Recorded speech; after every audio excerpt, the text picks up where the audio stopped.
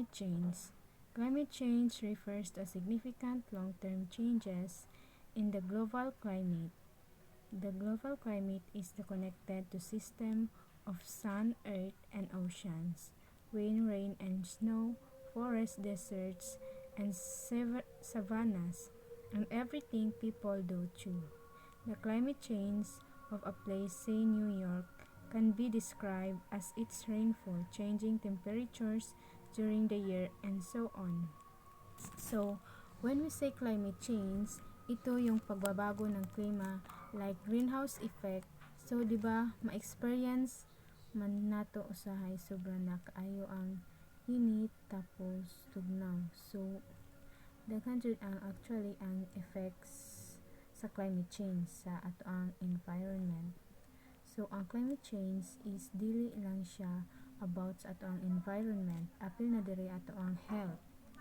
So, effect of climate change include higher temperature. So, mo-increase in a participation pattern, rising sea levels. So, naay posible nga ang effect sa climate change is mataas ang temperature, and also weather-related natural disaster increase drought and decreased food security. The annual global temperature of Earth average surface temperature has increased 1.4 degrees Fahrenheit, 0.8 degrees Celsius since the 1880s. Two-thirds of that increase has occurred since 1975. So, over 36 million kilotons of CO2 were emitted in 2014. Emission in 2018 are projected to increase by 2.7% compared to a 1.6% rise in 2017. So, countries with highest, ang pinaka-highest nga cost of emission CO2 is mauna siya rate in 2018 is mauna siya ang China and United States. So, in 2008, 2018 oil use continues to rise globally as it has for 5 consecutive years. The 1997 Kyoto Protocol was an international agreement intended to cut greenhouse gas emission, but many nations failed to hold to the protocol standard. But many nations failed to hold to the protocols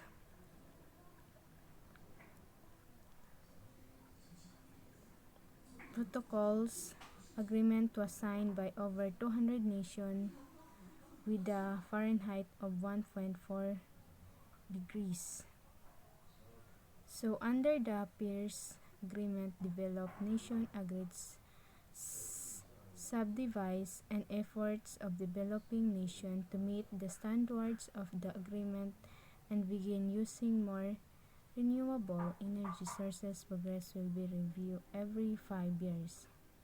So, in 2018 is ginapadayon Japan ang pagtaas ng temperatura sa buong mundo. So, dira is naay mga lugar na kailangan nila sundan ang mga protocol na para mabawasan ang mga effect nga makadaot sa ato ang earth. Like for example, sa ato adere is diba ginabawasan nato ang pagsunog ug mga plastic para dili motaas ang rate of temperature sa atong earth. Pero naman joy kasagaran ang uban na dili ginasunod sa mga rules and regulation. So, there is evidence that we do have climate change.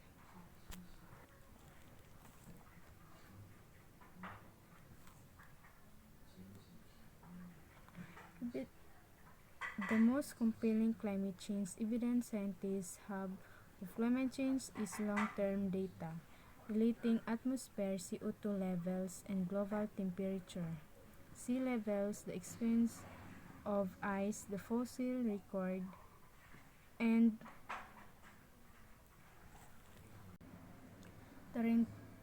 torrential downpours and more powerful storms. So, mauni siya ang kasagaran nga mas dako jud impact sa ato ang lugar when it comes sa mga flooding, while the specific condition that produce rainfall will not change. Climate change impact the amount of water. So, pag kani ang mga nahitabo sa atong land, so maglisod jud tag panguha like kanang mga tubig. So, asa man jud tag manguhag tubig no pag naay umaabot nga mga pagbaha in the atmosphere and will increase producing violent downpours instead of steady shower. When it does rain, hurricanes and typhoons will increase in power and flooding will become more common. Anyone in the United States who has tried to buy storm and flood insurance in the past few years. So sa unang panahon daw ang United States is nagalisod sila pangitag mga tubig, mga pagkaon nila tungod sa pagbaha. Climate change is rising sea levels and increase the number of major storm and flood. So kasagaran man jud ni when it comes to this situation, so ang mga tao is luoy jud kaayo sila nga kung asa sila mangitag mga puy-anan nila tungod sa pagbaha. And also, here are the last heat waves and droughts. So when we say heat waves, is mauna siya ang heat waves. So what the main cause of heat waves? Ang mga heat waves ay nagre-resulta mula sa mainit na hangin na nakakulong sa atmosphere. So mao jud ni siya ang isa sa mga nagahitabo kasagaran sa atoang panahon. Karon ang heat waves is nagataas ang intensity tungod sa pagbabago ng klima. Evidence that we do have climate change. The most compelling climate change evidence scientists have of climate change is long-term data relating atmosphere CO2 levels and global temperature sea levels. The expanse of ice, the fossil record, and the distribution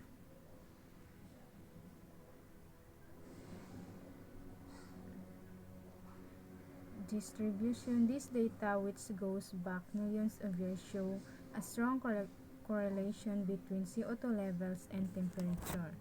So example ani is greenhouse gases like carbon dioxide and at methane in the atmosphere is ginapadayon Japon ang pagtaas sa rate ug mga greenhouse effects. Scientists fear that many gases from human activities will make the world too warm. The NASA, the other scientific agencies have done this and found that the models work well.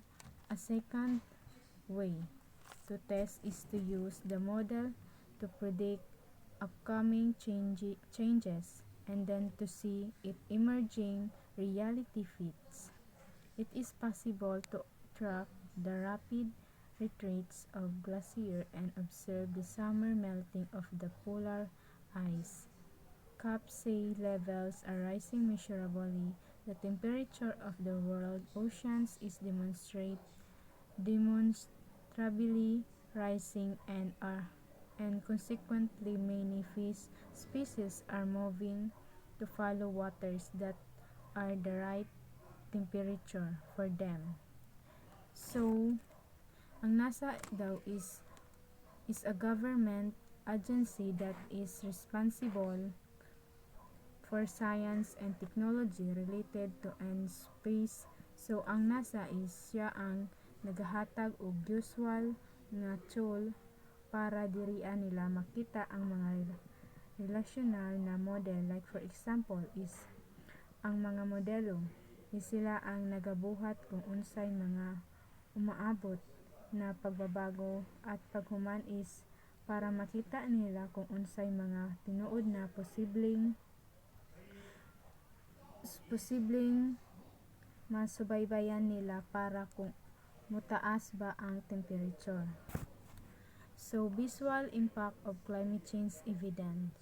So, kasagaran ang mga example ani is melting glaciers, rising sea levels, flooding,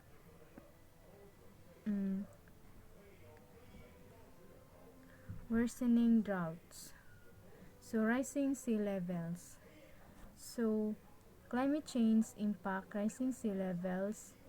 Average sea level around the world rose about 8 inches to 20 kilometers.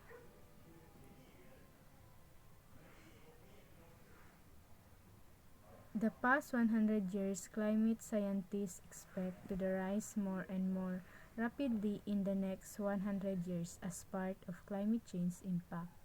Coastal cities such as New York are already seeing an increased number of flooding events, and by 250 many such cities many require seawalls to survive. Estimate vary, but conservatively sea levels are expected to rise 1 to 4 feet 30 to 100 kilometer inong.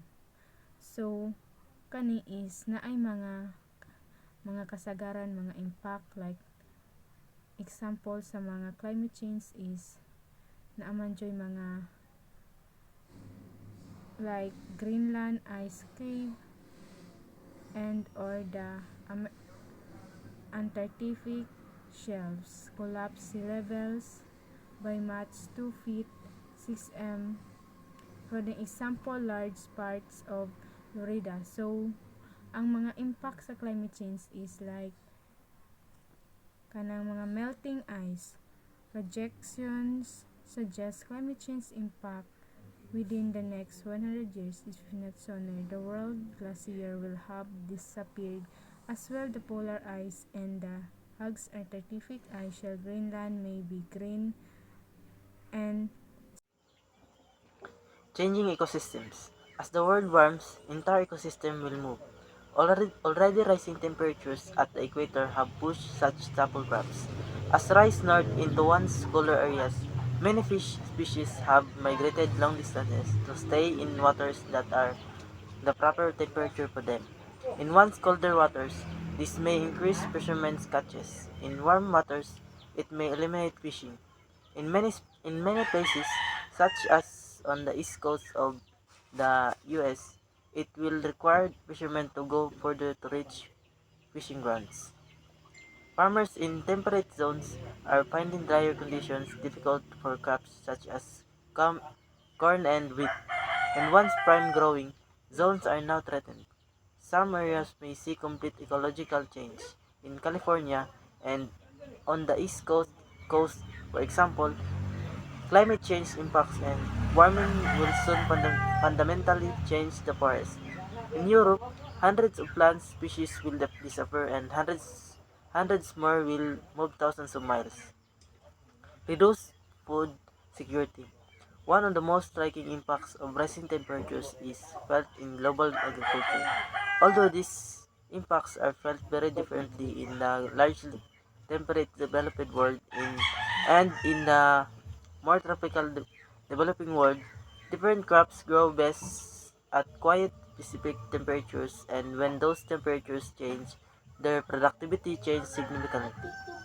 In North America, for example, rising temperatures may reduce corn and wheat productivity in the US Midwest but expand production and productivity north of the border in Canada. The productivity of rice, the staple food of more than one-third of the world's population, declines 10% with every 1 degree Celsius decrease in temperature. Past climate-induced problems have been offset by major advances in rice technology and ever larger applications of fertilizer. Expectations are that in Thailand, the world's largest exporter of rice, however, future increases in temperatures may reduce production 25% by 2050. At the same time, global population models suggest that developing world will add 3 billion people by 2050, and that developing world food producers must double staple food crop production by then simply to maintain current levels of food consumption. Pest and disease. Rising temperatures favor agricultural pests, disease and disease vectors. Pest populations are on the rise, and illnesses once found only in limited tropical areas are now becoming endemic in much wider zones. In Southeast Asia, for example, where malaria had been reduced to a West season only disease in most areas, it is again endemic, almost everywhere year around. Likewise, dengue fever once largely confined to tropical areas has become endemic to the entire region. Increased temperatures also increase the production rates of microbes and insects, speeding up the rate at which they develop resistance to control measures and drugs, a problem already observed in malaria in Southeast Asia. What can we do in the developing world to slow climate change? Countries in the developing world can make two major contributions to slowing climate change. One, they can pursue smart development, avoiding the worst mistakes of the developed world. And two, they can reduce, even reverse, their one major contribution to climate change, unsustainable agriculture practices. What can we develop? What can the developing world do to avoid mistakes of the developed world? Look first at the primary source that cause global warming: power generation 25%, industry 21%, transportation 14%, and buildings 6%. Power. Most power is generated in the developed world, much using old dirty technology and carried long distances over inefficient. Power grids. Developing countries have the opportunity to build entirely new distributed generation power systems that require no grids and use non-polluting technologies. Industry. Building, building greenfield industrial economies. Developing countries have the opportunity to cause the environment and construct with non-polluting technologies. Transportation. Not yet entirely dependent upon massive road-based transportation infrastructures, developing countries have the opportunity to design efficient, low-cost, high-volume transportation systems to serve cities and industrial centers, and to use incentives to discourage personal automobile ownership and construct high-quality public transportation systems. Building, and because so much existing building stock must be replaced. In short order, developing countries have the opportunity to build efficient, efficient into individual structures and to design urban areas for high density, high energy efficiency living. Excellent models already exist in China, Korea, and Singapore, and even the medium term most savings are great that not investing to do better than the developed world today is foolish. The energy crisis. The challenge now facing the world's energy systems are arguably far greater than those of the 1970s energy crisis, and most available evidence suggests that they are about to get more daunting still. The vulnerabilities of our current energy system stem mostly from its reliance primarily on fossil fuels, non-renewable depleting resources that, when bombed, release climate changing greenhouse gases. The fight against climate change implies a rapid, dramatic shift in world energy source, a shift that would be extremely challenging and unprecedented, and that would also require levels of investment measured in the tens of trillions of dollars. However, if world leaders do nothing to respond to the climate threat, depletion will continue to eat away the world's oil, gas, and coal reserves. The, the quality of fossil fuel resources being produced now is in many cases much poorer than was the case just decades ago, and it is rapidly declining. These two challenges, climate change and the effects of depletion, will require action if we are to avoid avoid economic and environmental calamity.